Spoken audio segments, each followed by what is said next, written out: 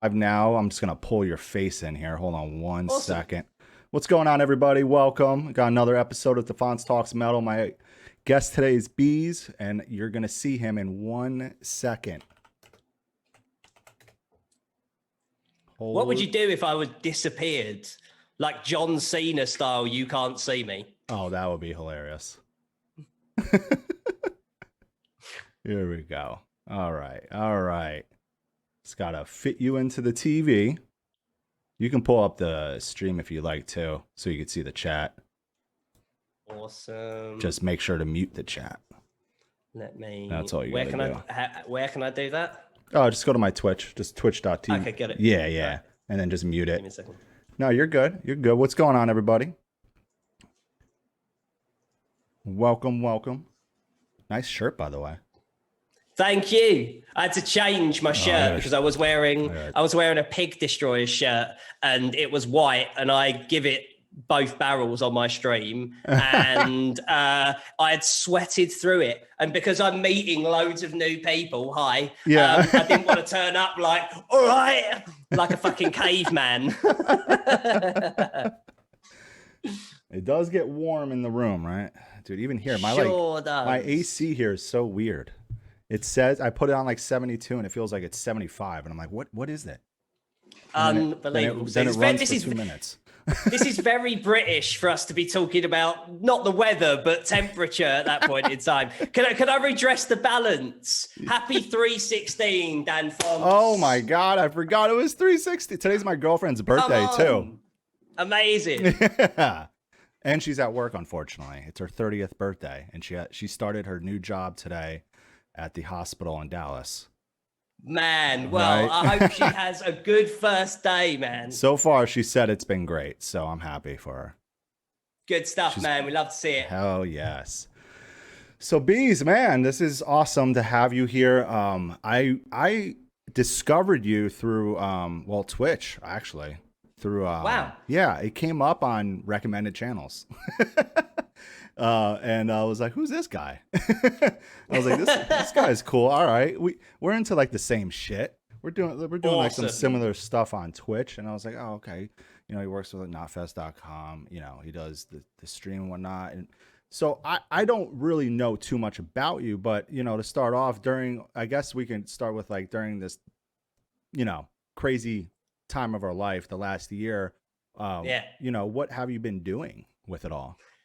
Well, the thing is, like, to give you like a little bit of background, like I've worked in rock media literally all of my life. Wow. Like it's the only job I've had in my adult life. I went to college. I went straight into a job at Metal Hammer magazine, and I've kind of worked in this shit ever since. Yeah. But I'm someone that is so in love with the mediums of rock media and all of the different mediums. Yes. Like, I'm always interested in where it's going to go next. And I'm someone so I started out as a print journalist. Okay. I started and founded the Metal Hammer podcast.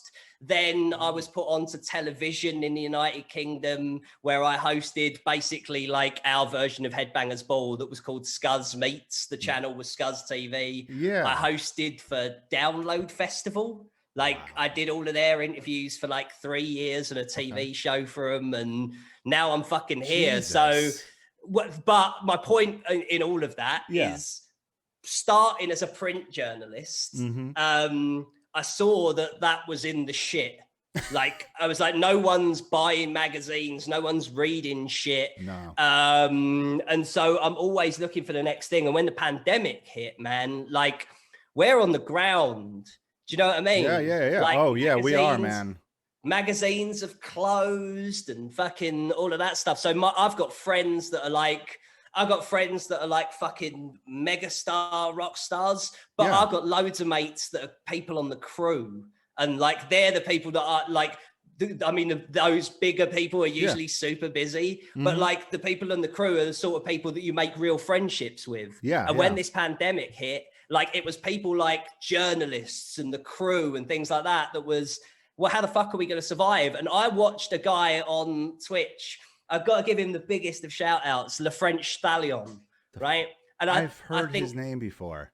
I think he is one of the most charismatic presenters I've ever seen in my life, because he's so natural, and like I loved watching him, and I liked it, and I liked seeing what I could bring to this shit. Yeah. So that's when you got into it. And now we are where we're at, and fucking doing this thing. Yeah. Yeah. So I love it, man. So when did you start streaming on Twitch? When did that take place?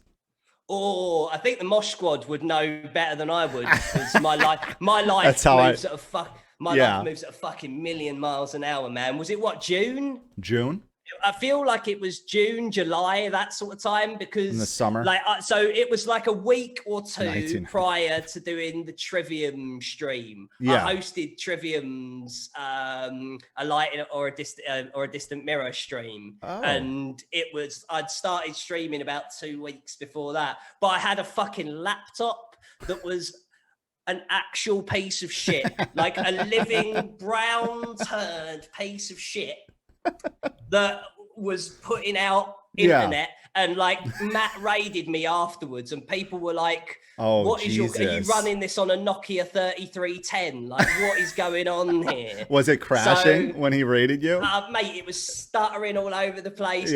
Dropping frames and shit, probably, right? Yeah, man. Yeah. But like, it was a nightmare.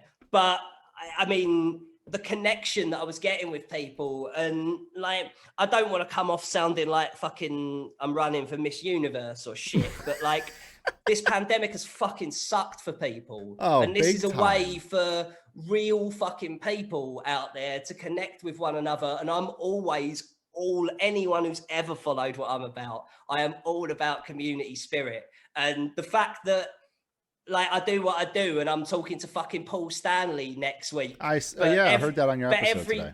Every bit of effort to do with that, like that doesn't mean as much as the fact that, like, I've got a soft spot for Everton now because of a couple of lads in our chat when it comes to football, and like real life connections with people, and that's paramount to me. That's what it's all about. Oh yeah, no, it definitely is. I mean, I started on here. I made a Twitch. I think it was April, and I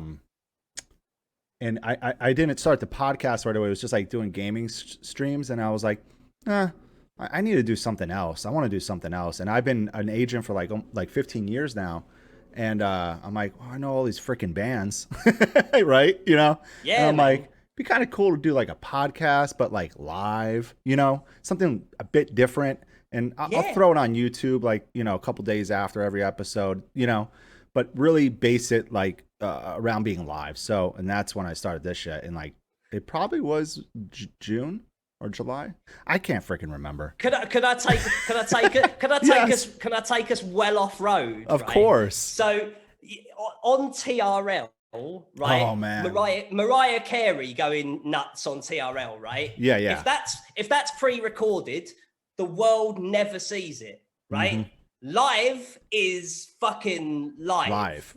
And we're doing it. Fuck it, we'll do it live. Exactly. So like when we are, like, when we're in the moment, like last week, I had Fat Mike from NoFX on. I saw that. Week, right? Yeah, I tuned in for like 20 minutes watching you guys. Well, when he started saying that he hates Billy Corgan and the Smashing Pumpkins, the people who follow me will know this. Fat Mike is one of my heroes because he's about DIY and doing it independent and making it work. Yes. Right? Yes. And also, like, the Smashing Pumpkins are one of my favorite bands of all time. And I have to say something to defend the Smashing Pumpkins, but I don't recommend getting buried by Fat Mike on the internet to anyone, mate. No. I was absolutely, he bodied me, as we say back in the UK. That's fucking great. So when did you make the move over here to the States? 2017. Wow. 2017, man. Pretty damn recent. Yeah, my story of it is fucking insane. Like, I don't get involved in politics at all because it's bullshit. Yeah, I'm the same way. I try not to. So don't panic, Dan. I'll keep this super brief. Yeah, it's okay. But it's okay. So we'd made it. It took ages to try and kind of get to be able to come over. Oh, and okay. it usually takes like a couple of months for you to get your visa, even once they've approved you. Yes. But because the Trump regime were about to start, it took Amy Winehouse 14 days to get her visa approved in a panic mode. Wow. Mine got approved in 4 days, right? So I'm not saying that I'm anywhere near as good as Amy Winehouse at all, but your government said it, so blame them. Oh, I blame them for everything.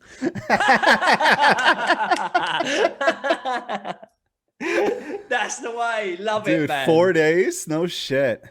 Yeah, there you go. 4 days. Hilarious, man. And it's like, then you got like bands waiting months to get their visas.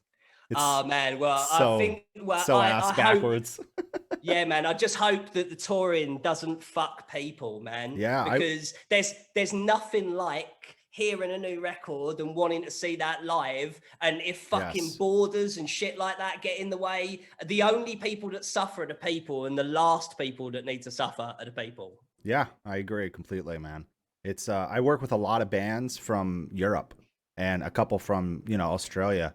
So it's like I've handled a lot, helping bands get their visas, and it's just, dude, it's a lot of work. And when a band then gets, takes like a couple months to get an answer, and then they get asked to send in more press information or letters of recommendation and all this crap for a band that has like 5-6 records out, tons of tours under their belt, festivals under their belt, like notable festivals. And it's just like, why? What else can we send? We sent you everything. I know, it's a nightmare, but then you're on stage and there's those festivals and it all melts away always. Oh yes. So let's go back to the early years. So like, what got you into metal music growing up? Oh man, well, I've always been music obsessed. My dad was like a local DJ. Oh. And by that I mean like in the 80s, really? Smoke machine, and like he had this like box on like in front of his decks. Yeah. That had like these flashing lights on and shit. When I was a kid, I thought it was the best thing ever. But That's like incredible. the first bands that I got obsessed with were Queen and Bryan Adams and Aerosmith. And then that turned into, I was the right age. I was 11 when Oasis's Definitely Maybe came out. And the UK was such an exciting time for rock and roll at that point in time, with Oasis and Blur and fucking No Sleeper, and who else did I like at that time? Cast and Elastica. Anyway, loads of those bands that I really liked at the time. And then I saw the video.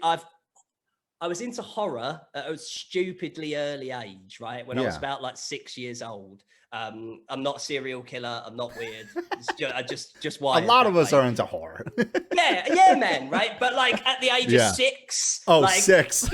Yeah, like 666, the number of the idiot from Britain.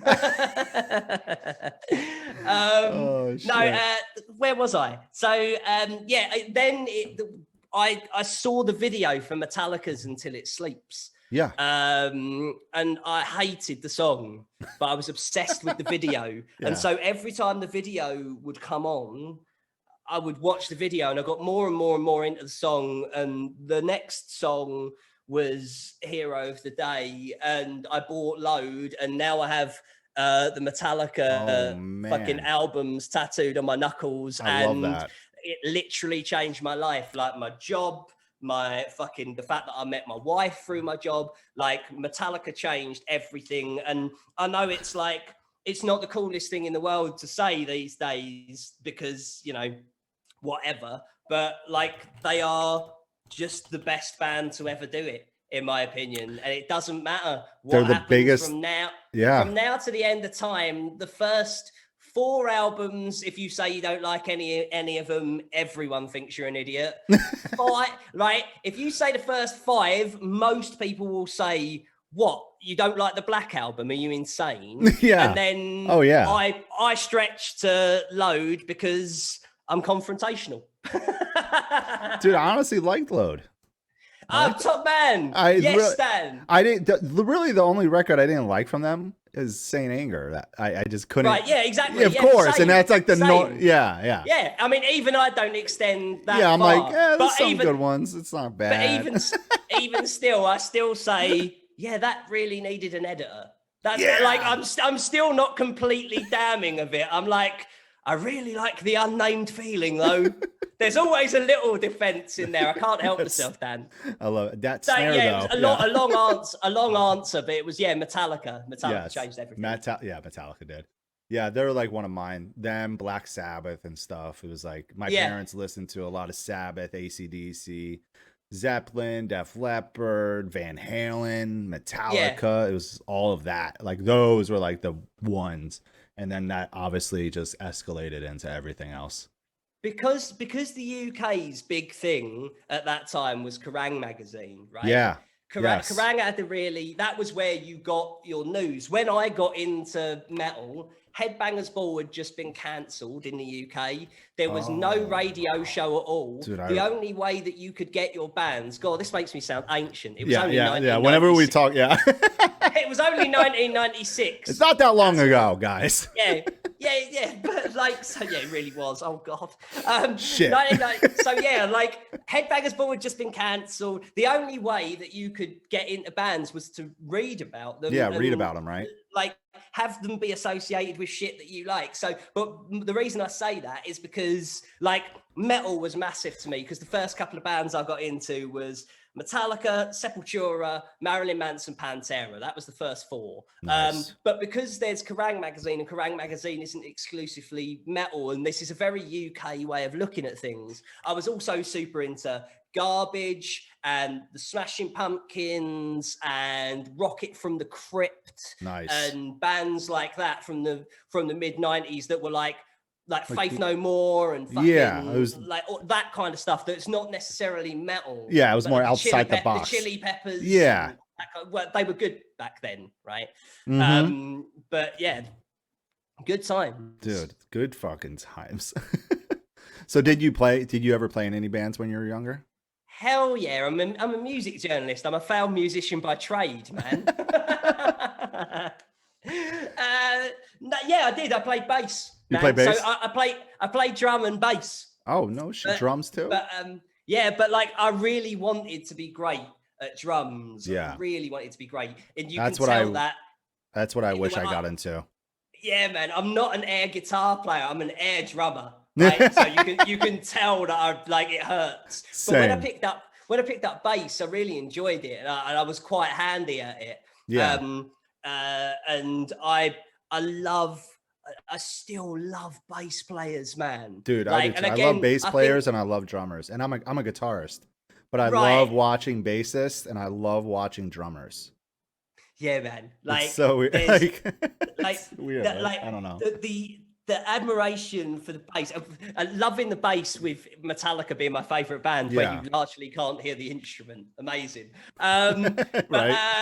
The admiration that I had for the bass led me to be it Nikki Sixx and Gene Simmons and Jason Newsted and Paolo Jr. from Sepultura was a really big one, and Fieldy that made me feel cool for being a bass player. But I've always loved really fucking flashy run players. Me so too, it was people like Tony Kanal from No Doubt and Joe Gittleman, the bass fiddleman from the Mighty Mighty Boss Tones. Oh, yeah. Real fucking Matt Freeman from Rancid, those motherfuckers. They were just they were like the flashy ones. Yeah, man. Which is fucking great. They put on a great show. Yeah. But I don't really miss it. It was when I started becoming a music journalist and I started getting put out on tour with bands, which doesn't happen anymore, right? No. It used to be, man. When I was a print journalist in the mid 2000s, that was a thing, right? Yeah, man. You get sent for 3 days on the road with a band, and by day 2, I drink too much whiskey at the best of times. Oh, for sure. But can't get away from that. I was like, get me out of here, man. Like I could never live that. No. I could never live that on the road. Like I see the inside of venues and a couple of streets around it, like, and then on to the next. Like that life is something that I don't think people give musicians enough credit for, right? No, they don't, man. I can't even imagine what it's a lot of work. Mental health stuff would come with being on a trapped sardine with your mates every day for 18 months, and then a lot of people don't realize that to make another record. Yeah, man. It's like constantly going. You're away from family. You're away from friends. And all the time, people are trying to steal your shit. Like, unbelievable, man. Crazy. Dude, I can't even like. I remember in the States when that shit started happening, like bands were getting like their trailers stolen with all their gear. Like it became like a pretty kind of common thing. It was like happening. I forget what year. It was like a couple years where it was really happening a lot, and like a lot of my bands that were going on tour, I would always be like, "Yo, you have to get the best locks. You gotta like." Keep an eye on your trailer and van. Like someone has to sleep in there. Like, I don't know. You got to do everything and anything to keep an eye on your shit. I'm like, you got of all of the crimes to commit, man, like musicians, we see them having a blessed life. Do you know what I mean? We see them when they're on a stage fucking rocking out, and we've waited weeks to see the show when they come to our town. Right. Yeah. But like, it's it's the day-to-day life of a touring musician is tough, man. And like, it always bums me out when anyone's trying to take their shit. Oh yeah, definitely. So how many tours did you do as back then? Were you loads? Yeah. So you just kept going. So I've been doing this like professionally since 2002, right? Wow. So like in terms of being sent out for tours, it stopped around the turn of the decade, around 2009, 2010. It became less common. But for all of those years, like I got to go out on the road with bands that I fucking love. The one that meant the most to me, actually, is. At Metal Hammer, I was the person that liked Glassjaw the most. Dude, I have a Glassjaw tattoo. Man, right? So I reviewed Worship. This is how long I've been doing it, man. I reviewed Worship and Tribute. Yes, mate. Yes. Got that. I reviewed Worship and Tribute for Metal Hammer. Incredible. Magazine. That's how long I've been doing it, right? I gotta go look that up after this. I wanted to give it a 10, and they bumped it down to an 8. No. Yeah, what can you do, man? Who was right? Yeah, you. Yeah. Seminal record up in this 10 out of 10 record, period. Yeah, man. One of the best records, yeah. Because I was like, oh, I love me some Glassjaw. They would send me on these, like everything that Glassjaw did. And Daryl kept having problems with Crohn's disease, bless him. But I got to see so many Glassjaw shows, and the one that means the best day I've ever had on this job, right? And I still believe there's madder days to come because I've moved to America, man. Yeah. But like in 2003, I got flown out to do Warp Tour, right? Oh, okay. And Warp Tour that day, right? Let me just reel these off for a minute, please. Right? I want to hear this. On Warp this. Tour in one day, right? Poison the Well, AFI. The Used on their debut album, Avenged Sevenfold on Waking the Fallen, Less Than Jake, who else? Sum 41 joined the tour that day on the second record, Does This Look Infected? Yeah. Who else was on that? I was there with Poison the Well, the Dropkick Murphys, Rancid. Jeez, man. Because that day, this is I love my job, man. Like, and I know. Oh, I can tell. No, I can tell. Like, so I know I'm quite a lot. Like, so no, I love that about you. People. I love that about you. But this music means everything to me, man. And like, I went out there and I was doing a job with the Dropkick Murphys, right? Yeah. In 2003, when their back catalogue was front to back, upside down, inside out, flawless, right? And I got on with the Murphys like a house on fire. I was such a mark, right? I did the feature in a Celtic shirt. Sorry, Gazza and Mike lads. I keep this stuff quiet. Yeah, I did it in a Celtic shirt, like fucking the home team, Dan. Yeah. But like we got on like a house on fire, and Rancid had a closed stage, right? Which meant that you couldn't go up and watch side of the stage, which I never do usually anyway. Yeah. But like I was 1 year into my job. I'm from a working class area, and I didn't know how long that shit was going to last. The Dropkick Murphys got on with me so well that they spoke to Rancid's people, and Rancid's security guard come and got me and let me watch Rancid from the side of the stage. And incredible. I took my moment, man. I sung every word at every song. And Tim came over in the middle of one of the songs and knuckle bumped me, right? And said hello afterwards. And that's why it's the best day on the job, because you can't put price on that, man. No, you cannot, man. You cannot, dude. Like I still get funny talking about it now, man. And it was like 18 years ago now, dude, man. It's insane how time fucking flies. So crazy, man. But the music rumbles on, and there's always good shit. There always is, dude. There always is. I remember when I met Daryl from Glassjaw. They played this festival in Dallas in 2012 called Unsilent Night Fest. Great lineup. Glassjaw was the one band, obviously, I wanted to see. They're one of my favorites. And I was friends with the dude, Mike Zemer in Orlando, that did the festival. So, you know, I was like hanging out, like, you know, in their like the backstage area. They just played the show. I went back there hanging out with Mike, Orlando, a few friends, and then Daryl comes in, and I just like, it's like I got like starstruck meeting him. Like, because I got into Glassjaw, you know, not during Worship and Tribute, the one before, Everything You Ever Wanted to Know. Yeah. And I was like blown away by this record. It was in, I was in ninth grade. And just like blown away by this fucking album. And I remember seeing them back then too, in like that was like their prime, like Everything You Ever Wanted to Know About Silence, and then like Worship and Tribute. If you saw Glassjaw in those years, those were the most incredible shows. Right. I mean, seeing Daryl just like freak out, jump into the crowd. I mean, like it was the first time I saw Glassjaw was at the Chance in Poughkeepsie, New York, where I grew up, and it was just packed, sold out, like 1,000 people in this fucking place. And just Daryl just jumping into the crowd the whole night, just ape shit. And just being you know, so young, and seeing that was just like, oh my God, what is going on? I'd say like I'd love to get your take on this, Dan. Right? Everyone who likes Glassjaw feels a personal connection with them, right? So when you put 1,000 of those people body to body in a room, that's what the fuck is up. First time, so this would never happen anymore, just because of the change and the internet and all the rest of it. The first time that I ever saw Glassjaw, right? I'd never heard a note of their music. They supported Soulfly in the UK on Everything You Wanted to Know, right? So I was like, oh, next band, Glassjaw then, right?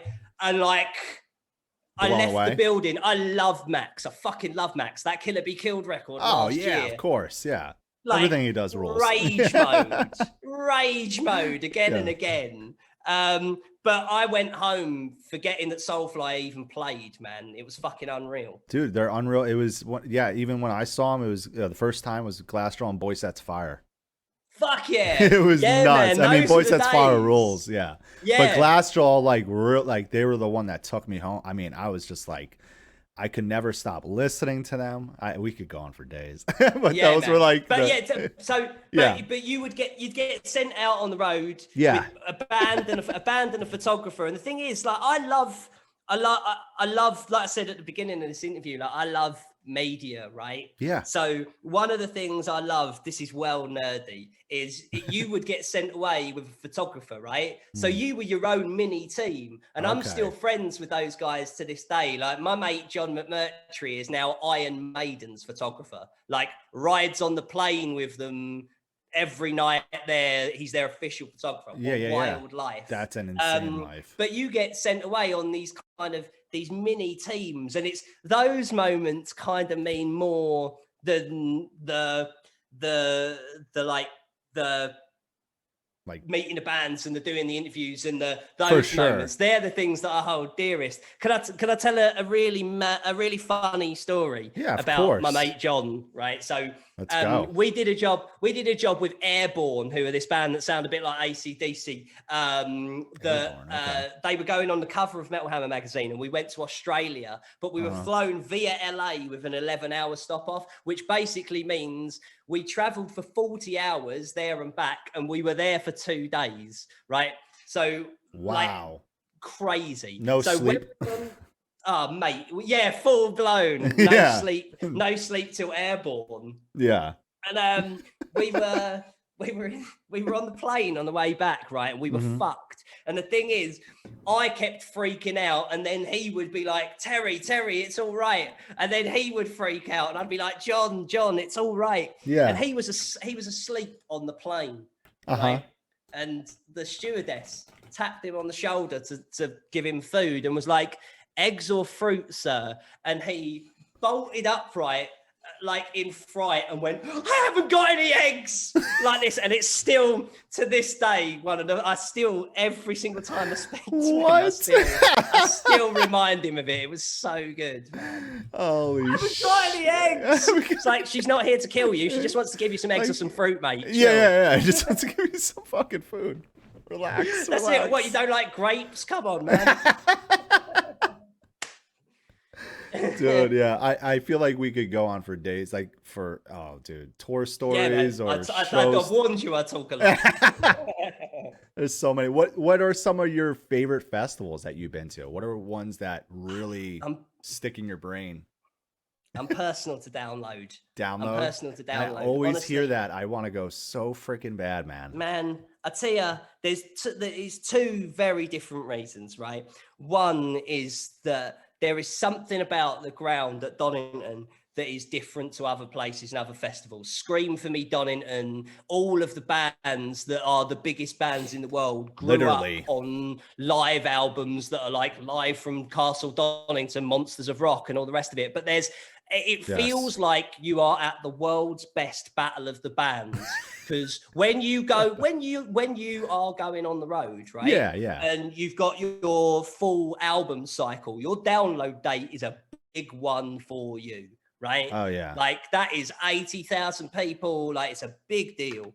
And with that heritage, it's special. The weather's shit always, but it's special. Yeah. Always. Like 90% of times it is fucking terrible. But the show goes on.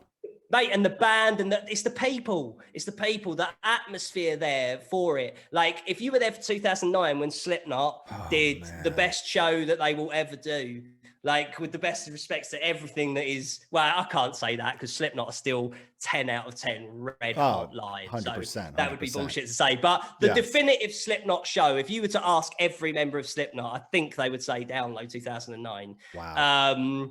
And it was the band feeding off the people, and the people had been hungry for Slipknot to do it for years, and it was their first time headlining, and it was visceral on stage and off. Wow. And that's Download, right? Yeah. But the flip side to it is like, this is mad for me, man. Like I come from like virtually fuck all, Dan. Yeah. And between bands, like my fucking face and voice talking to Jack Black or fucking like, incredible. I don't know, like just the biggest rock stars in the world. I got to go to Turkey and hang out with Steven Tyler for a day. Like, are you serious? What the fuck, man? Yeah. There's the best, mate. There's a clip of it's on my Instagram, and there's a clip of Steven Tyler high-fiving me at the end of the interview and going, Beez, come on now, into the camera. Wow. Like, Steven fucking Tyler, like living on the edge, toys in the attic, Steven Tyler. What the fuck, man? Dude, that's insane. Yeah, life's I cannot. Stupid, isn't it? I'm surprised we never met sooner. I don't know. I guess we're just I'm in a different part of this music industry than you are. Yeah. That's really what it is. I mean, I'm on the other side of it in a sense, mate, right? The flip side of that, Dan, is I could come out of my camera like the girl from The Ring and start humping your leg about how much I like Rivers of Nile. Dude, right? Just fucking, I live for original shit. I live for original shit. I don't care whether it's going to be mainstream or underground. Yes. I don't care, you know, I don't care where it is. If you give me originality that fucking rules, and they are that is the band. Shit, man. That's the band. I talk about them a lot. And I've been working with Rivers of Nile since 2015, I believe, or 16? Yeah. 15, I believe. So a little bit over 5 years. And they've become really good friends of mine. We click very well. They're like really one band that I could say that we click so well together. Even with their manager, Ben from Metal Stocks manages them. He's a great fucking manager. Awesome. I didn't know that. You didn't know Ben Umanov did? Yeah. He's had him since then. He's had him from like the get-go almost. I'm really unassuming, Dan. Like, I just know him as a bloke off of Twitter. Yeah. Like, honestly. Yeah. Dude, yeah. And like I was actually texting Brody, the guitarist, the other day. I forget what I was texting him about, but he's like, did you get a mix yet from the record? I'm like, no. He's like, oh shit. And I'm like, yeah, I haven't heard anything since you sent me like some pre-pro like months ago. He's like, all right, well, we're about to get like, I think it's going to be the final mix back. So I'll send you a link. So now I'm patiently waiting for that link. But they changed it, man. With Where Owls Know My Name. This is what it's about, man. Yeah. Like, and it's about what's next. Outside the box. A band. I say that there's a lot that goes into making a band, right? The be all and end all of it should be this. Does your music rip? Do you make me want to throw a brick through a window? do you make me feel something? Yeah, just goosebumps. Like, but the real deal is you got to look right. You got to have the right presentation. You got to have the right fucking merch. You got to have the right everything. Right. And it just so happens Rivers of Nile have all of it: logo, merch, aesthetic, live performance, originality, record. Oh yeah. So the albums that I look forward to the most are, when a band's had a breakthrough, the next step is always the one, right? It's always the one. I don't want to put pressure on at all, but like, I mean, what I mean by that is it's all I ever pray is that they don't play the man's game. And with a band like Rivers of Nile, I know I've not got to worry about that. No, you but really when a don't, band has a bit of success and then suddenly they start writing riffs for Octane, like, it's just not my vibe, man. Unless you can do it with style and panache, like Parkway Drive or someone like that. Yeah, like, someone of that, like that band. I'm not interested, man. Yeah, no, I agree. They're definitely one band that just, they do everything for themselves. They realize, you know, when Where Owls Know My Name came out, like, we loved the record. Like, me, Ben, you know, they obviously loved it too. You know, Metal Blade was in love with it, but no one knew that it was going to take off. Like, no one really had an idea. Yeah. How can you? You really don't know. Metal, and then it's so metal with horns. Dude, and then it started taking off. I had them on a headlining tour that was going through Canada for the most part. It was mostly Canadian tour. And the shows were just like crushing. Didn't you do shows with Conjurer out here? Oh, yeah. That was, and then we brought, so Rivers of Nile were the ones that told me about Conjurer. So when we put together the Rivers of Nile headlining tour for their record, like an actual proper headlining tour, they were the Rivers guys were like, hey, we want Conjurer. Can you look into him? Like, who's Conjurer? And Brody was just like, listen to this record now. And I did. And I was like, holy shit, this is incredible. Then your head blew up like the geezer from Scanners. Yeah. And then I reached out and we made it work. And those guys, you know, that's another band. And those guys came over. We hit it off great. You know, they showed up to the Houston show all in Bucky's merch. Superb. The guys are they stayed at my place in Austin when I was living down in Austin. Man. Just like, I'm like, I love you guys. Like, this is great. You guys are incredible. They're another band that are like, they're a metal band, but like, metal takes itself really serious, and Conjurer's music is serious as a heart attack, right? For sure. But Conjurer's internet game is absurd. And it's so all the better for it, because that's who they are as humans. They're funny, man. And it's not, you'd never know in the performances or anything like that as much. No. Do you know what I mean? It's not. No. I love the Black Dahlia Murder. Literally literally one of my favorite metal bands of all time. Yes. But like, I think you have to vibe with what Trevor brings live, not vocally, but the like the stage we're presence. a metal band and we don't take ourselves like super serial. Yeah. He's just about having fun, man. Yeah, but, I like that with Conjurer. And their new album's gonna I can't wait. Rip people's heads off and shit down their neck. Oh yeah, 100%, dude. But yeah, Rivers and Nile is gonna be that band, man. I think I'm hoping, I'm crossing my fingers that they are that like next, I don't know, Gojira, like that size. I'll tell you who the band are. It is undisputable because I know what I know and I've heard what I've heard. Oh yeah. Spirit Box are coming for everything. Everything. And honestly, mate, the record that they are working on, like, I can't even. Spirit Box are coming for everything, and it's ticking all boxes. They could go on tour with Gojira. And it is beautiful. That band are coming for it all. Incredible. When they came out with their EP, even before their EP, when they came out with the singles for it, I was blown away then by Spirit Box. And then you just saw how much they just started progressing. Every single new song they would release up until like right now, and I'm like Holy Roller came out, and I was like, whoa, mate. Seeing that video with the Midsummer vibes and everything is like, get this in my life. I was like, how does this band just get better every fucking song? And I'm like, all right, this is it.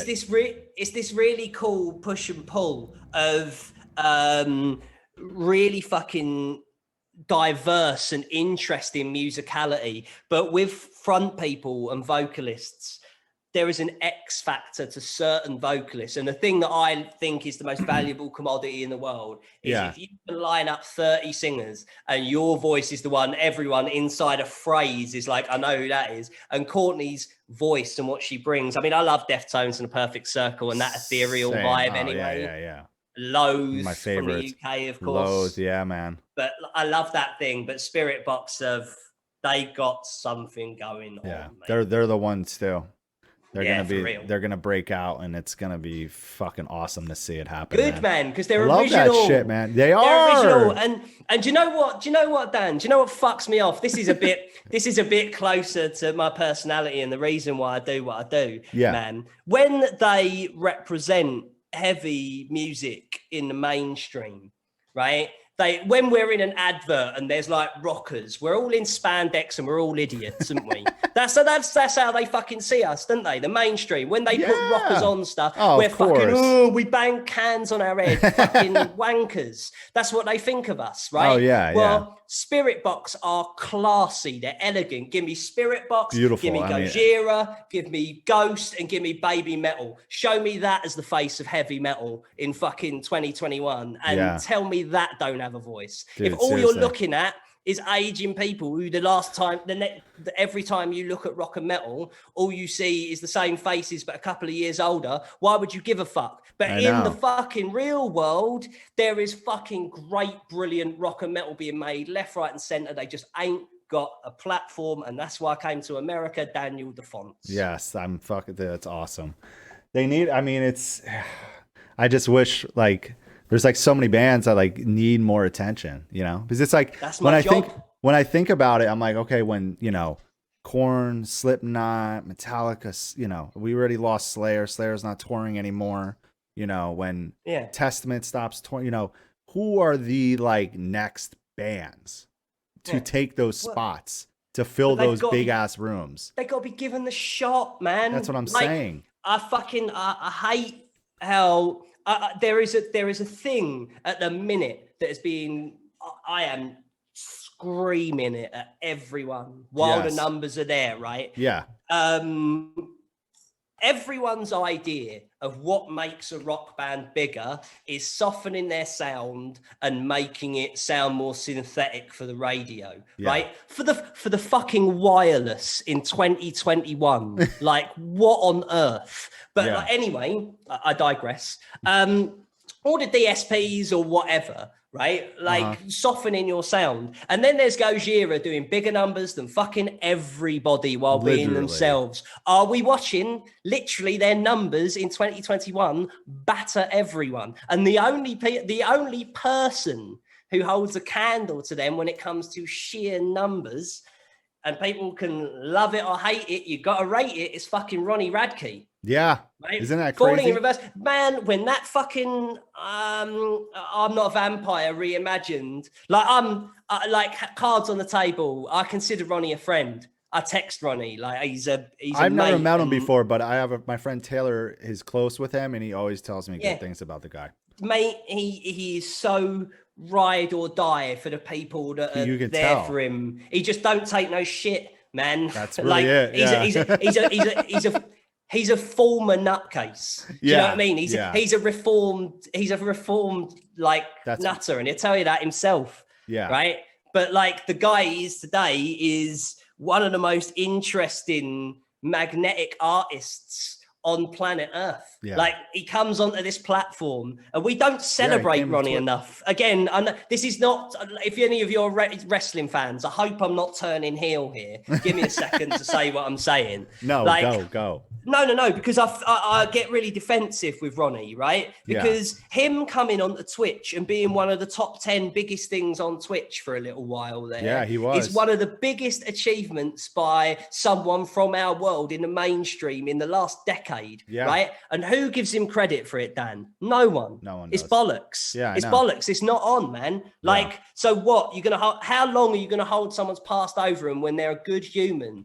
Yeah. Like, Ronnie has people trying to break into his house to get to his girlfriend, right? He put this online. They put this online. Like that's Ronnie's life, man. Like he don't live a 2.4 life like you and me. Yeah, man. Like if he seems a little kooky, that's because people are trying to break into his house and attack his girlfriend. Dude, that's fucking insane. Yeah, man. Like it's wild. Like, but like, man, he's a fucking stellar human being. But more than that, as a fucking songwriter, he's one of the most interesting powerhouses. That fucking big budget video and that fucking big ambition reimagining is like, this is everything that we're missing, right?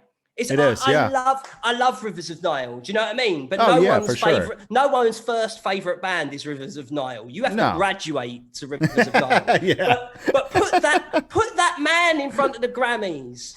Put him in an orchestra there. Yeah. And go, this is who we are actually. Yes. Like, come on, man. I know. It's a lot of stuff. Breathe. Okay, everyone breathe. I get passionate about it because I love it, man. It's just I think about this shit too, and I talk to people about it as well. It's like a lot of people they're not getting the recognition they deserve. And it's just like, what the fuck is going on in the background? Some bands don't even get a shot. They don't even get a single shot. You're telling me everyone on earth likes Bruce Springsteen, but no one's going to buy Menzinger's record. Like, what are you talking about? Why are these bands? Where did the Menzingers go? I've got mates, right? Dude, great band too. I won't throw their names under the bus, right? Yeah. But I've got two bands who I can say are top 10 Billboard main chart acts, right? Yeah.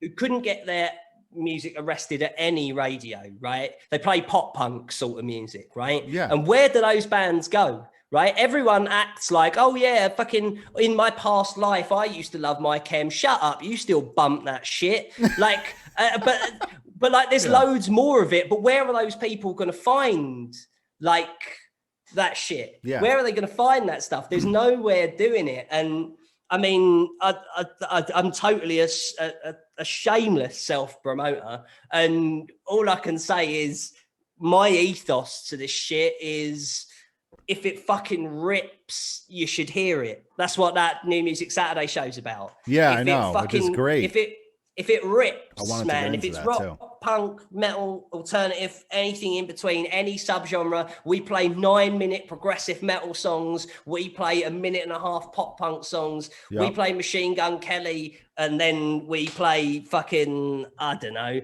Bala, this 2-piece from Spain on Century Media that just so happened to be one of the most interesting artists in the world, and everyone loves it, but no one's going to hear it unless someone plays it. And I'll get to the big ones. I'm lucky, man. Like, I got Clown from Slipknot on my channel on Thursday. I got Paul Stanley coming Thursday? The week after. Clown's gonna be on? Yeah, it was going to be tomorrow, but he had to move. So this Thursday, Clown from Slipknot's going to be on. Next week, it's Paul Stanley. Yeah. I got Paul Stanley the week after from Kiss. Like, we're doing it now. We're coming. But what am I going to use that with? Am I going to use that to serve myself and just get only big bands and forget about that shit? Or am I going to do what's right? And I'm going to put all of my effort into breaking the door downs for better bands that have got nowhere to go, man. Yeah. No, you're doing fucking great. And that's, I'm trying to do the same shit over here for more underground metal. And it's just like, absolutely. And this is the platform for it. I mean, I found you because of music and how you and people find me for this. And then my other buddy in here, Unmuted Show as well. He's over in the Middle East, streaming on here and crushing it too. Shit. And I'm going to be on his podcast tomorrow afternoon. Like, we're all like, Global, everyone's trying to like, I think what we're trying to do on Twitch is really trying to show more people, more bands. Like, you need to pay attention to this band. Give them, I'm going to play them right now. Give them a listen. And I've had plenty of people be like, who is this band? And like, or I've had people show me bands while on stream. Like, I'll be like, show me bands right now. I want you guys, give me links right now. Let's go through them. Show me bands you think I have never heard. And there's been so many where I'm like, wow, this is cool. You know what I'm saying? Man. I had Orbit Culture in my top 20 albums of the year last year because my stream introduced me to it. What a band. Dude, really fucking good. If you can give me Hetfield, Chuck Billy hooks with fucking incredible, like, thrash-tinged metalcore. It's like Gojira, Metallica. Like, it's just... I love it, man. I love that shit. And that's what it's about, man. But like, you rep for underground metal, man. Yeah. Tell me that there ain't, and I could be mad, right? And people tell me I am frequently. Like, the amount of times that I am told to kind of tell, if you just shut up and play the game, like, you can do this interviewing the biggest names forever. And I'm like, it's not about that. It's not about that, man. No. Bands need help. Yeah. It's that simple. Like, what kills me, the reason why I want rock to go mainstream again ain't because I want a bigger house. It's because I'm sick and tired of really brilliant bands getting to album 3 at best and having to split up because they can't afford a fucking cheeseburger to get to fucking the middle of fucking nowhere in Connecticut. Do you know what I mean? Yeah, like, I know you mean. Exactly, that's the fucking reality of it, man. Like, I'm big with it. I walk it like I talk it. My big slogan is support the things you love. Yeah. And I love rock and metal, and I ain't doing it service by just shutting up and going, all right, next week, Paul Stanley. I'm like, hey, have you heard this 2-piece from Spain called Bala? And everyone in the game thinks I'm fucking mental. But I don't care, man. If this is a sword I have to die on, if this is a hill I have to die on, fuck it, man. That's who I am. I mean, that's who I am. Through the 15 years of me being in the music industry, being an agent, I've worked with so many small bands. I've worked with so many bands. People were like, nah, they're not good enough, or this and that. There's nothing there. And I'm like, I don't give a shit. And I'm putting them on tour. I'm doing whatever I possibly can to help them achieve their goals, right? And a lot of times people are like, yo, do you care if a band is on, if they're on a label or this and that? I'm like, I don't give a fuck. I don't care if they're on a label. I don't care if this, like, if I love their music and they're cool people, as well, obviously that helps. I'm not going to work with a band that are like full of assholes, but no, like, man, day to day is tough on that shit. Yeah. But like, they're great people, very nice. They write great music and I just love it. I'm going to do what I can to help the band. That's it. Period. That's what it's about. Like, are you an agent? Yeah. Mate, Dan, can I tell you the maddest agent story I've ever heard in my life? And it involves Prince, right? What? This will blow your fucking mind, right? Let's hear this. When I tell this story to anyone, they lose their shit, but to an agent, right? So in LA, there was this geezer that the biggest band that he looked after at the time was Head P, right? Okay. And his friend called him. His big shot agent friend called him and went, there's going to be a phone call in the next half an hour that is going to be like an unknown number. Just take it and be cool, right? And he was like, like the headbee guy was like, all right, a bit cryptic. And the dude turns around and was like, no, I'm only cryptic because I have to be. Just trust me on this, right? Wow. In the next 20 minutes, unknown number calls. He goes, Bink, hello. Guy goes, hi, it's Prince. And he's like, now imagine that. Like, he is like, are they taking the piss? Am I having the piss ripped out of me? Right. And he was like, oh, hi. And he goes like, yeah, he's like, yeah, I'm ready to play some shows. I want to play some shows in LA. And so told me that you're the guy to call. What? Right. And he goes, yeah, sure. He's like, when for? And he was like, I'm thinking this weekend. Oh, right. In LA, Dan. Yeah. Right? Yeah.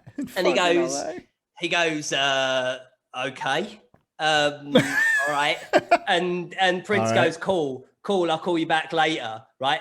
Bink, phone goes down. He's got no phone number. He has no phone number to call him back. He can't contact Prince back. Right. Fucking like. So what? Insane. Right. Wait for this. So he makes a bunch of calls and the venues, like it was I think it was the House of Blues. Yeah. That were like, we'll bump the acts we've got this weekend. But if this doesn't happen, you'll never work in this town again. Imagine being that man. He's got no phone to be able to phone Prince. Yeah. He can't call him back. Can't call him back. Nothing, right? And he goes, Prince is doing the shows. Click. Right? Now, the guy's life is flashing before his eyes. You know, like the last question I'm going to ask you on the radio thing we're going to do after this is what's the montage, the song that plays over the montage of your life? Well, this guy was seeing that for realsies. And he had to be. I would have been. A couple of hours later, unknown number. No way. Hi, it's Prince. What are we doing? It's like, we've got the House of Blues booked this weekend. I'll see you there. He was Prince's agent until they put Prince in the earth. Wow. Unbelievable, right? So that was music is magic, man. Never let anyone tell you otherwise. So he was Prince's agent the whole time? He went from being Head Planet Earth's agent to being Prince's agent by that story. Wow. Right?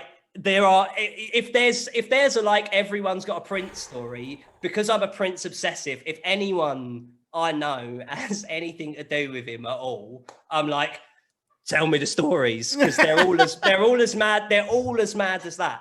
Crazy. That's wild, man. That's a mad story, isn't it? That is the second anyone says they're an agent, it's like, imagine that. Imagine you getting a call tomorrow and it's like, it's Kendrick Lamar. Yeah. Like, do you know what I mean? Fucking what? What? Yeah, like exactly that. It's fucking real? Mental, mate.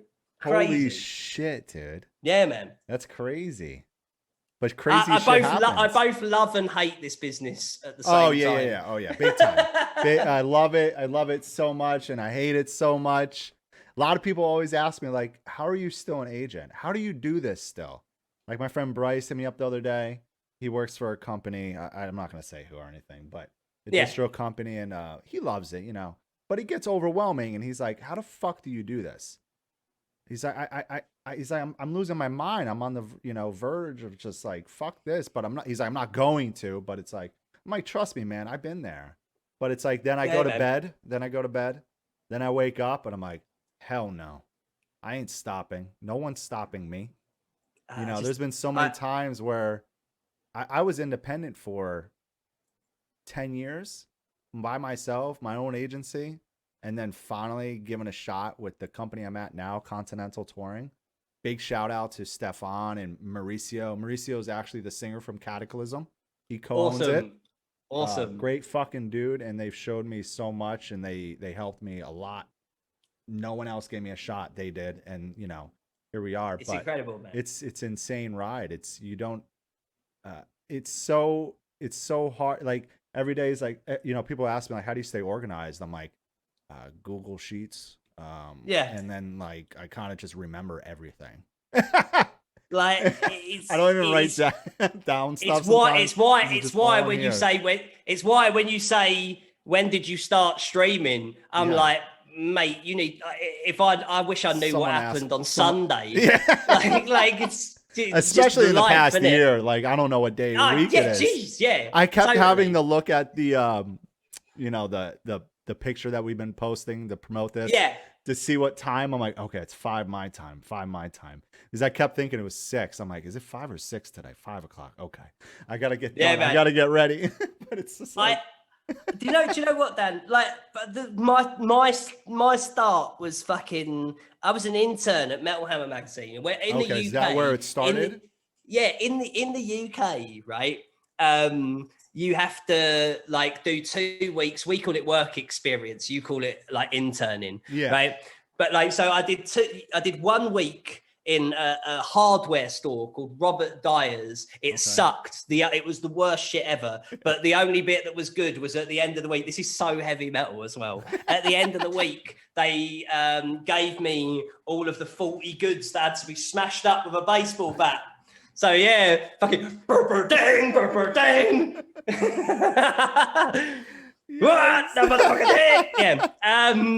So I did that for 1 week, and then the next week I went to Metal Hammer magazine. And as a kid, right, in school, I was exactly the sort of student that you would imagine I was. Not very there was never anything malicious with me, but I never stopped talking, and I'm a joker, so I was always in trouble for that shit as well. My favorite joke I've ever told in my life is a maths teacher, ever in my entire life.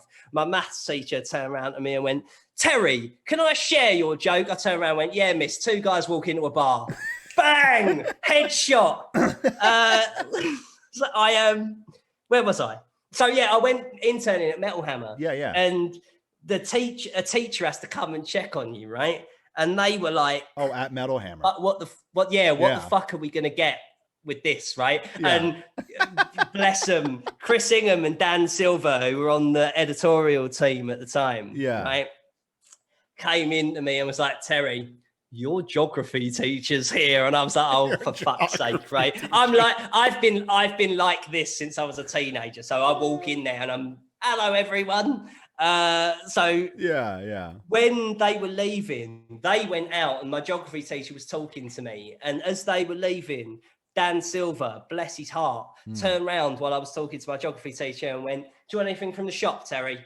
And I was like, "No, mate, thank you, though." And off he went. And my teacher was like, "Fucking what?" And that was it. To me, it was all I ever wanted to do. I talk in football, but I guess I'll talk in a US sport. But like it's like interning for the Lakers, right? And you get to play with fucking LeBron and Anthony Davis. But that was like Chris Ingham and Dan Silver were my heroes. My heroes were James, Lars, Dan Silver, and fucking Stefan Shirazi. That's awesome. Yeah, man. Yeah. Like that's the real talk. I like that shit. No, it's amazing. How long were you at Metal Hammer for?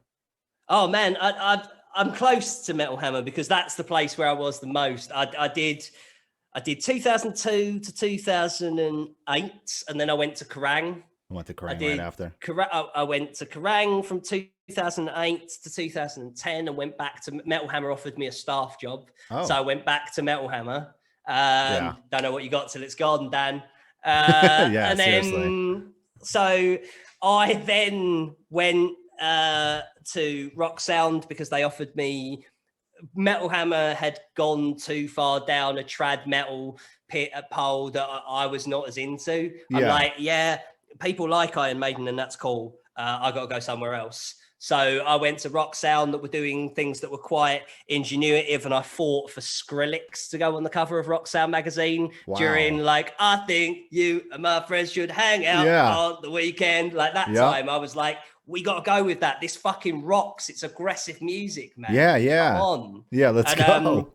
I was literally blessed. It was the most fun I've ever had in an office was at Rock Sound because it was full of young people and I could be myself like this in a work environment and get everything done. We never even got to deadline. We had our shit done 48 hours beforehand because we just had fun, man. Yeah. Everyone was just having fun. Stoked. And we were friends and we wanted to help each other. Yeah, that's amazing. But the biggest fucking television channel in the UK, right?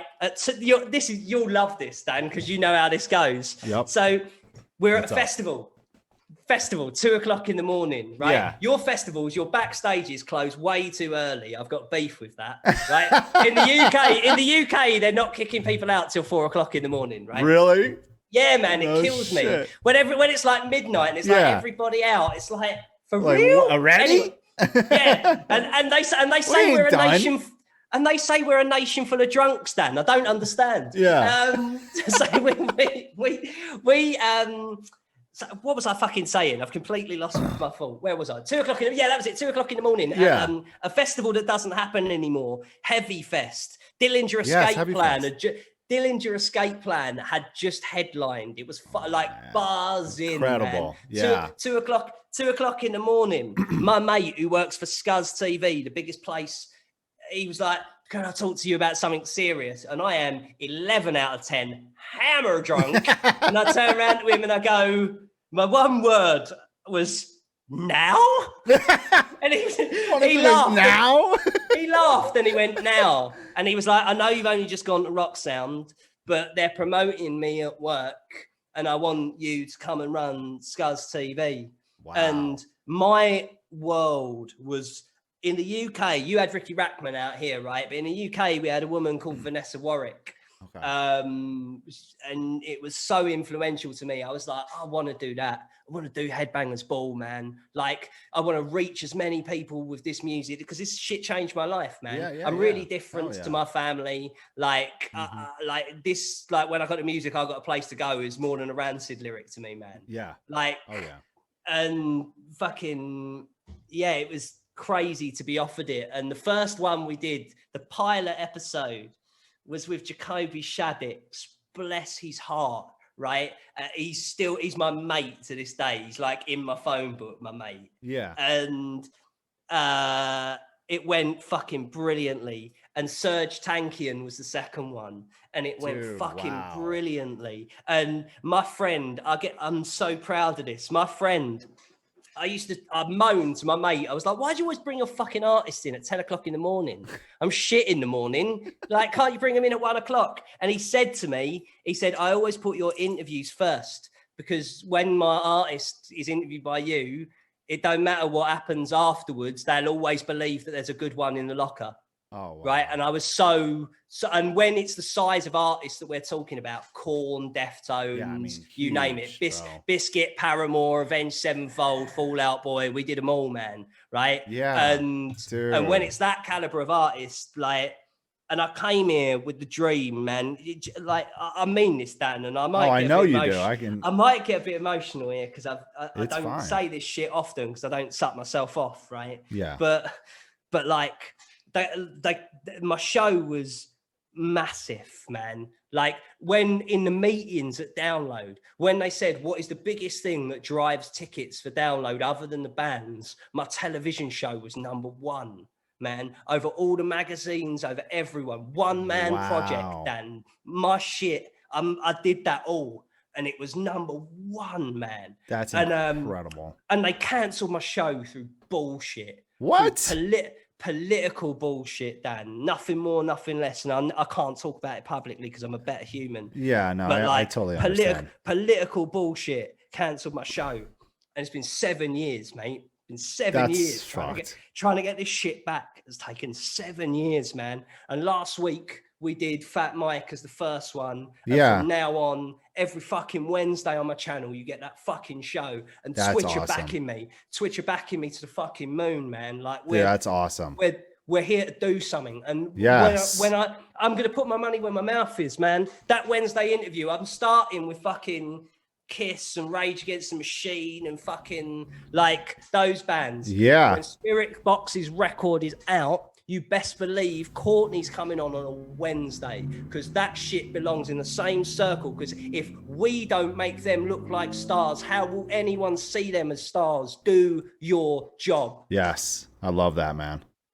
Dude, it's fucking awesome. I respect you so much with what you're doing, bro. Sorry. No, it's I'm a lot, man.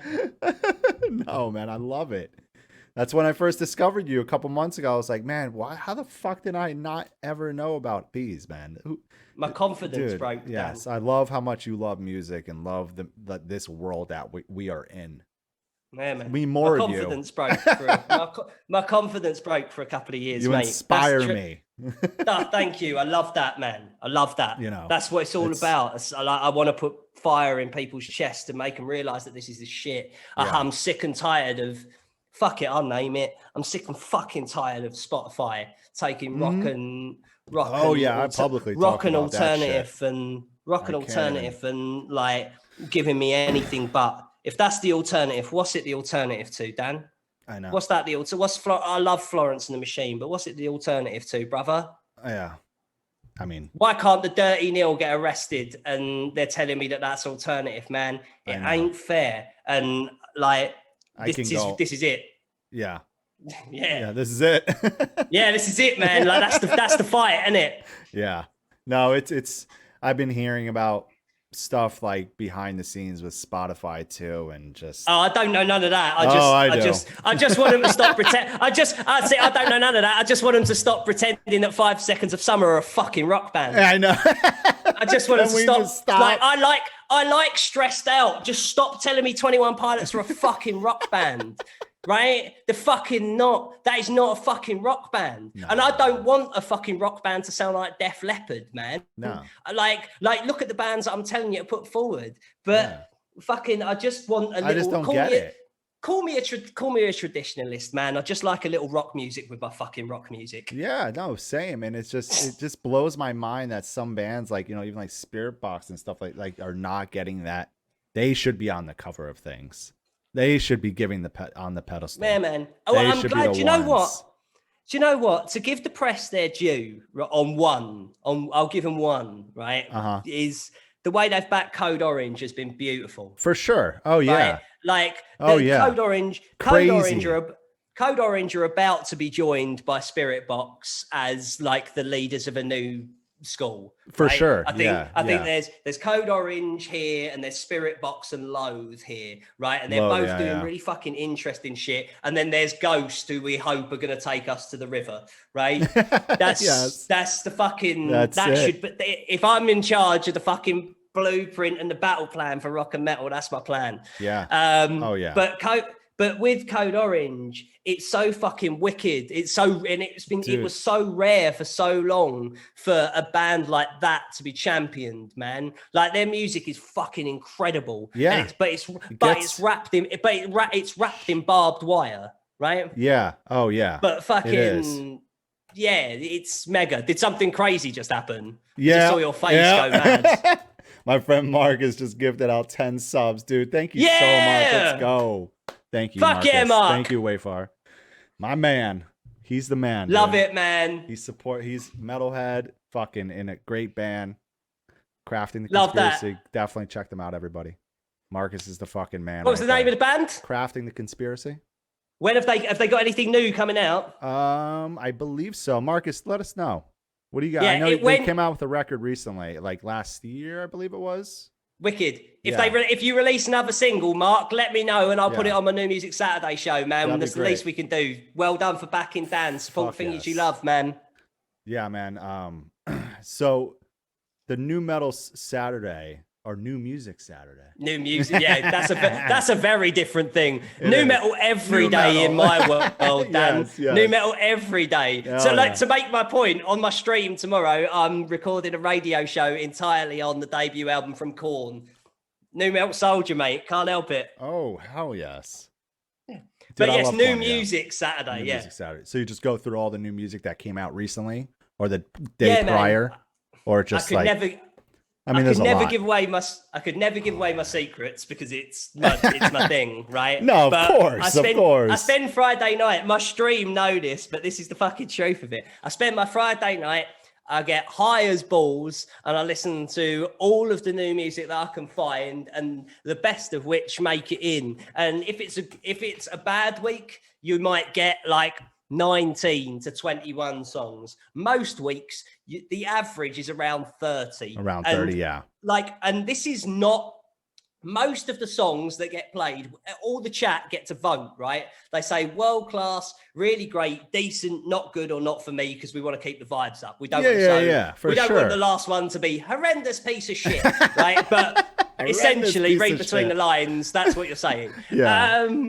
But so when people vote, most of the things they vote on is fucking world class, really great. It's rarely below decent. And the reason for that is that rock and metal is fucking booming, man. It really is. I hear more good music now than I have done certainly through the last decade. Like 2021 is stronger than any year in the last decade, I would say. Yeah. And what is coming, like 2020 and 2021 into one. Every year, the biggest fucking thing I do is the top 20 albums of the year, right? I put so much pressure on it. Dan, this is not just a look. I'm a nerd as fuck. I know. I keep a list. I keep a list all year long, man. I keep a list all year long. So that top 20 is really serious. And last year was fucking impossible, man. There was so many wicked records. And this year, if your band isn't releasing an album, I want a written explanation of where the fuck you have been for the last 12 months. And it better be good as well, because what else you had a lot of fucking time. Come on, man. You had a lot of time.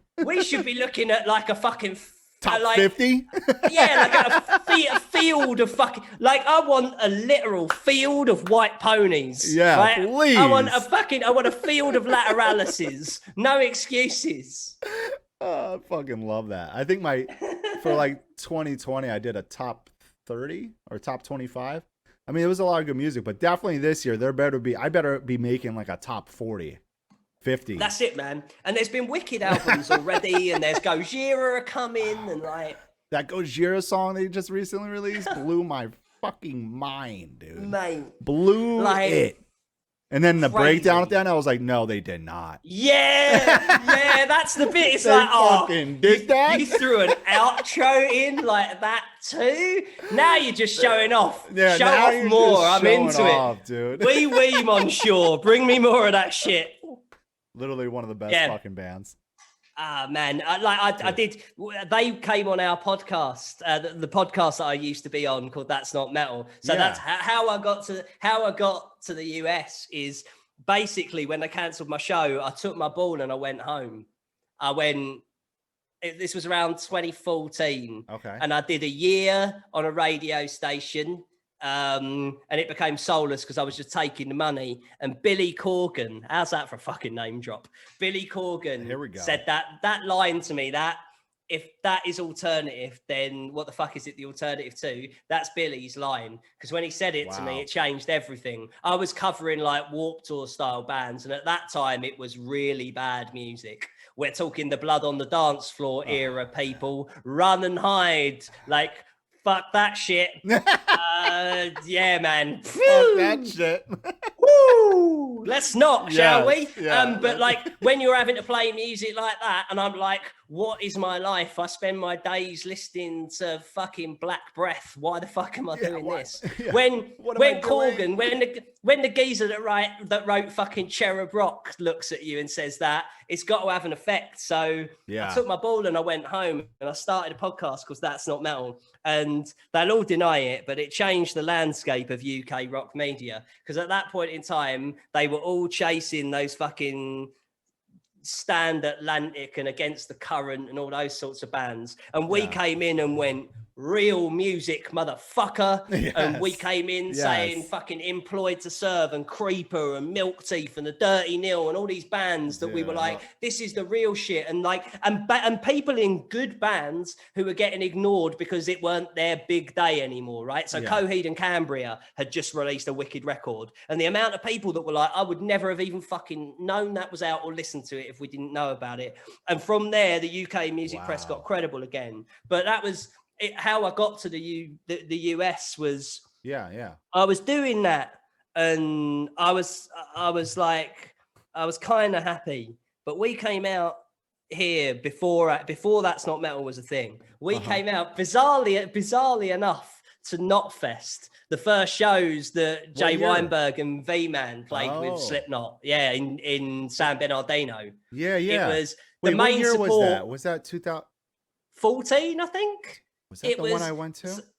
It was, let me put it this way. It was Five Finger Death Punch and Volbeat were second headliners on the second night. And the first night was Danzig and Anthrax. No, it wasn't. Hatebreed played the main stage. And what you won't know about, well, you'll probably know, but like what most won't know about the UK and the US is you don't have sound limiters here. In the UK, it's like if it sounds louder than a gnat's fart, then the decibels are too high. Really? Whereas in America, I'm like, I don't think they have sound limiters here. I really some places will, but like it's loud not enough compared to the UK. Yeah. Like honestly, if that's a sound limiter, America is the land of the extreme. Like even if they're putting a cap on it, it's more extreme, right? Yeah. Hatebreed, first band on the main stage, right? Come out and are like. It's like I have arrived, but I do you know what, man? I was suffering a little bit of a crisis of confidence, and I got stopped loads of times because all of my Scuzz interviews, all those big ones I was talking about, were on YouTube, and they'd done like hundreds of thousands of views, and you don't think to yourself like geographically where those people are. So when you're just on holiday with your wife and people are like, yo, the interview guy, except in America, it's like, this is fucking mental. Yes, and I tell you what did it. I went to the world famous Amoeba Records, right? Yeah. And I went up to the fucking counter, and because I look the way that I look, right, people automatically assume that I'm a fucking hipster when I'm not. I just can't see. Right. That's why I have the glasses and the hat and that whole fucking thing. It's not a look, I need it. I need it. So I was like, I was at the fucking counter, and the geezer who served me was wearing a Venom shirt. He was wearing a Venom t-shirt. Really? Long hair. Yeah. Long hair. And he went to me, served me, and when he took my bag to the end to meet him, to pick it up, he went, I really love your interviews, man. And I was like, we got outside, and we were about 3 yards outside Amoeba. And I turned around to my wife and I went, would you live here? And she was like, in a heartbeat. And we made it happen, and here we are. But like it was being out here for that, but it was That's Not Metal and the success of it that enabled me to get my visa. So my life's mental, Dan. It's just crazy. It really is, man. I it's really incredible, like your whole story and everything. I mean, you've obviously come a long fucking way. I mean, yeah, it's awesome. I mean, it's great what you're doing too, man, on here on this platform. I think, I've always known of Twitch, the last few years, like at least 3-4 years I've known of Twitch, and then I just never had the time, I've said this many times. Yeah. I just never had the time to dive into it, So I was just busy as fuck booking tours, man. Like this. Yeah, man. Every fucking day. Like I never took a day off and, or had any vacations besides like around Christmas. That's when we have a little vacation. But any other time of the year, it's just like, no, man, we're working. Doesn't matter what is it, Memorial Day, this and that. No, it doesn't fucking matter. We're working. But my birthday, I'm still working. I don't give a shit. But that's when I dove into it and I explored the platform, and it's been great. And I think, what you're doing is fantastic. I'm just, you inspire me too. I watch you. I'm like, man, it's fucking great. This is what he's doing. Like we got to like, you know, everyone like bringing each other's like communities together. You know what I'm saying? Yes, like everyone's supporting each other, because there's not many guys or people on here that are doing like, you know, promoting metal or music in general, you know, rock, metal music. You know what I'm saying? Like what we're all trying to do. That's the thing, Dan. Yeah. When I was talking about community aspect earlier, right? Yeah. I watched Banger TV on my fucking TV in the UK before I came out here, right? So now that me and Dan are fucking mates, love like Decay, dude. Dan is the man. Well, Decay's the biggest Kiss fan I've ever met in my life. Big time Kiss fan. Yeah. So when I'm having Paul Stanley on next week, I told him yesterday, I was like, I'll do a pre-show. Come on and talk to me about fucking Paul Stanley, right? Yeah. But this is what it's about, man. And we're doing this today. And like, I love what we've put together today, man. Like, let's fucking take this shit to church. Let's do more of this fucking stuff. level, man. That's what we're doing. It's like, and Chainbrain and Young Gun and Matt and all the rest of it. All of them, dude. All the Trivium guys, Chainbrain, Young Gun, Daniel Decay, you, me. I mean, dude, it's like there's so many more. Even I just got rated by Bass Boombox right now. She's fucking incredible vocalist. Yeah, well in Bass Boombox. Thank you for the raid. I want to give a shout out real quick about that. She's an amazing singer. Her streams are a ton of fun, so everyone should go follow her too. And obviously follow Beez, MoshTalks. You know, a lot of us are doing a lot of shit on here. I mean, a lot of people are coming on the platform. You got Hardcore Keem, who I think is the funniest, most genuine dudes. He came over from YouTube. You know, he's streaming on here. You know, you got Scott from Fallujah, Andrew from Fallujah. You know, a lot of bands. Chris from the Ghost Inside. Yes, Chris. You know, Vigil from the Ghost Inside's been on here for a minute. You know, for real. But you got a lot of people like. Everyone needs to explore. Dan from Tesseract, thank you. That's another great one. You know, you got, I believe the drummer from Between the Bear to Me is on here. I'm sorry, I forget his name. Like, they're all on here. There's a lot of people. Everyone needs to go follow everybody and like support every one of us. You know, but that's it. But that's up to us to do as well. Yeah. Like, no, that's what I try to tell people, like on my streams, like, yo, go check out blah blah blah. Dan, this person. Like, you gotta follow them. I have a plan for you, my friend. Oh, you do? I haven't told you my plan yet, but I have a plan for you and I and some other people, mate. Hey, I'm all ears when you're ready. Let's fucking go. Let's go, man. It's like, it's crazy because you know, it took a little bit to get adjusted to doing this because I'm so behind the scenes. You know, I'm not really like I was in bands when I was younger, but then I was like booking all our tours and shows. And I was like, I don't want to be in a band. I just want to do this. I want to be in the background helping bands. Yeah, know? man. But now I'm kind of like putting my face out there more. I'm getting used to it more and be like more open about things. And Dan, tell me when the world starts turning again. You're still going to be here, right? Oh yeah. I never. People like friends of mine like, how do you still do this? You know what I'm saying? Like. Definitely during the pandemic, it was just like, are you going to continue to be an agent after this? I'm like, oh, fuck yeah.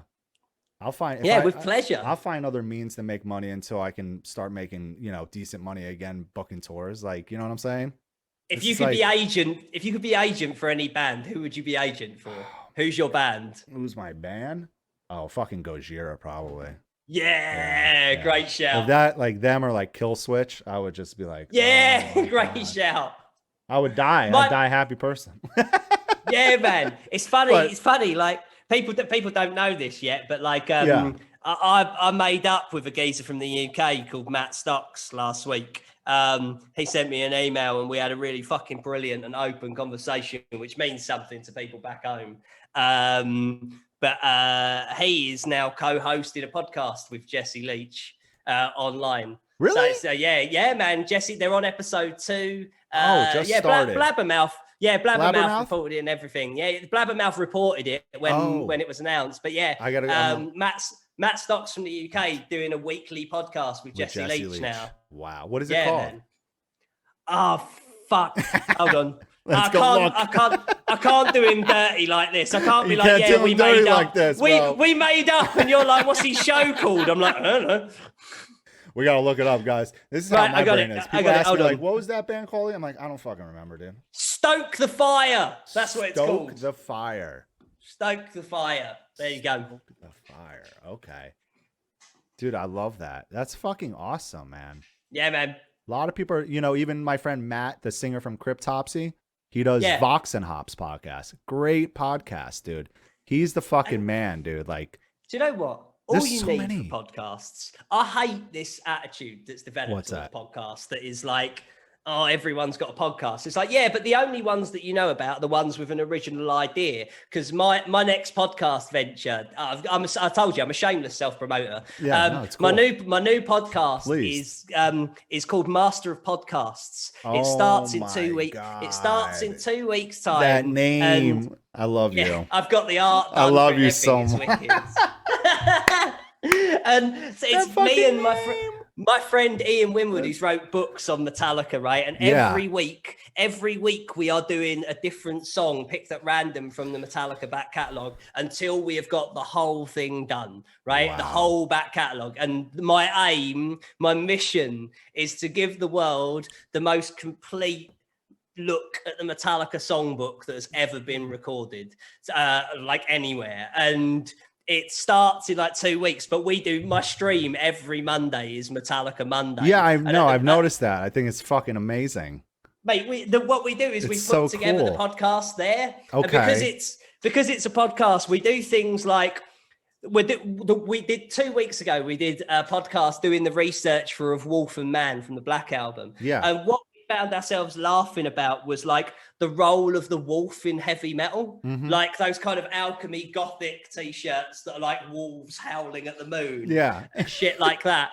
I love that. We ended up watching fucking all kinds of stuff, but it's more than just Metallica. It's making it fun, and I think it's going to be a lot of fun, as well as big. So every week is going to be us talking about the song and then a guest talking about the song as well. I'm hoping that. Rob, I've not texted him yet, but I'm hoping Rob Flynn's going to do Of Wolf and Man because they've got the song too. Wolves. Yeah.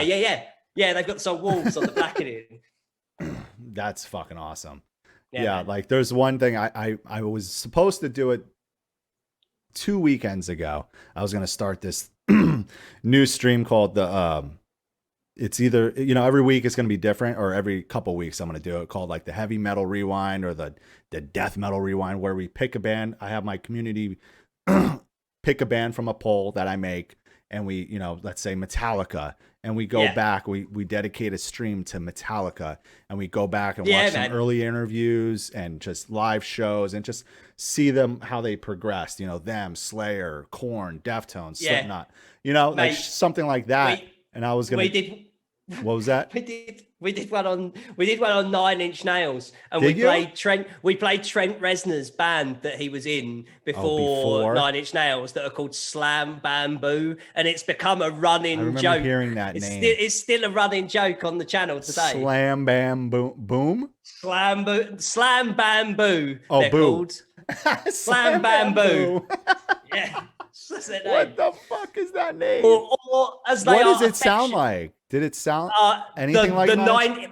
Mate, it sounds like the 1980s. That simple. Really? That's it. Yeah, man. It is like Trent's rocking a fucking flock of seagulls haircut. Oh, geez. Like it's a fucking wild time. But who's laughing now? See, he got 2 Oscar nominations yesterday. Shout out that man. Dude, that's incredible.